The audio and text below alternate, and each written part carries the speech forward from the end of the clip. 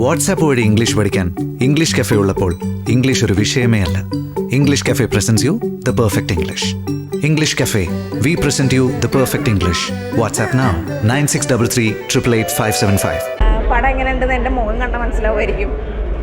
ഞാനവിടെ ഇരുന്ന് കണ്ണ് നനഞ്ഞു എന്നല്ല പറയണ്ടേ, ശരിക്കും കരയുമായിരുന്നു.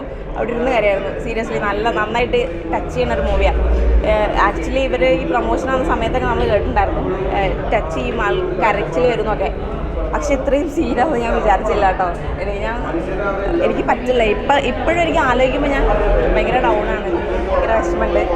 പിന്നെ എന്താ പറയുക, നല്ല മൂവിയാണ്. നമ്മളെ മലയാളത്തിൽ ഞാൻ കണ്ടില്ല, മലയാളത്തിലല്ല, ഞാൻ പേഴ്സണലി ഇങ്ങനത്തെ മൂവി കണ്ടില്ല.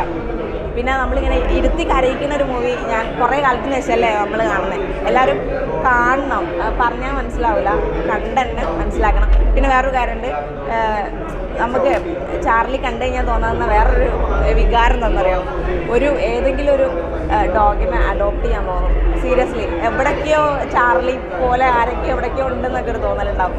വളർത്തണം, അത്രയൊക്കെ ഉള്ളൂ. Thank you. റിവ്യൂ പറയാം, നല്ല മൂവിയായിരുന്നു. ഞങ്ങൾ എക്സ്പെക്റ്റ് ചെയ്ത പോലെ തന്നെ അത് മീറ്റ് ചെയ്തിട്ടുണ്ട്. അടിപൊളിയായിരുന്നു. നമുക്ക് ഒത്തിരി ഇമോഷണൽ സീൻസൊക്കെ ഉണ്ടായിരുന്നു. അപ്പോൾ അത് നമുക്ക് ശരിക്കും നമ്മുടെ പെറ്റ്സായിട്ട് റിലേറ്റ് ചെയ്യാൻ പറ്റും.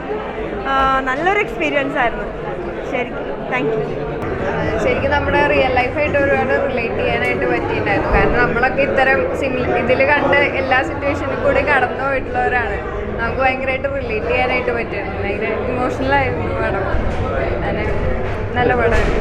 മൂവി കണ്ടപ്പോൾ നല്ലൊരു ഇമോഷണൽ ഫീലാണ് തന്നത്. നമുക്ക് സാധാരണ നമ്മൾ മൃഗങ്ങളോടൊക്കെ ഇത്രയും സ്നേഹം ഉണ്ടാവും എന്നൊക്കെ നമുക്ക് ഈ മൂവി കണ്ടപ്പോൾ കുറേ ബോധ്യമായി. നന്നായിട്ട് എന്താ പറയുക, ഹേർട്ട് ടച്ചിങ് ആയി. നല്ല കരഞ്ഞുകൊണ്ടാണ് മൂവി കണ്ടത്. ഒക്കെ ചാർലിയുടെ കൂടെയുള്ള ആ ധർമ്മൻ്റെയും എല്ലാം നന്നായിട്ട് ഒരുപാട് ഇഷ്ടപ്പെട്ട മൂവി. ഒരുപാട് നല്ലൊരു മൂവി, നല്ലൊരു ഹാർട്ട് വാർമിംഗ് ആയിട്ടുള്ളൊരു മൂവിയാണ്. എല്ലാ ഡോഗ് ലവേഴ്സും ആനിമൽ ലവേഴ്സും പെറ്റ് ലവേഴ്സും എല്ലാവരും ഒന്ന് കാണാൻ ശ്രമിക്കുക. നിങ്ങൾക്ക് നല്ലൊരു മൊമെൻ്റ് ആയിരിക്കും ഈ ഒരു സിനിമ. ഞാനൊക്കെ ഇരുന്ന് കരഞ്ഞു പോയി ശരിക്കും. പക്ഷേ അത് ആ ഒരു ഇമോഷനുള്ളതുകൊണ്ടാണ്. അപ്പോൾ എല്ലാവരും കാണുക, നല്ല രീതിയിൽ സപ്പോർട്ട് ചെയ്യുക. നല്ലൊരു സിനിമയാണ്, നല്ലൊരു മെസ്സേജാണ് എല്ലാവർക്കും കൊടുക്കുന്നത്. ഇമോഷണലി ഉള്ളിലൊരു ഭയങ്കര പെയിൻ തന്നിട്ടാണ് പോയത്. പക്ഷേ ഞാനൊരു ആനിമൽ റെസ്ക്യൂറാണ്. അപ്പോൾ ഒരുപാട് ഇപ്പോൾ വീട്ടിലൊരു 21 അടുത്ത് ഡോഗ്സ് ഉണ്ട് ഓൾറെഡി.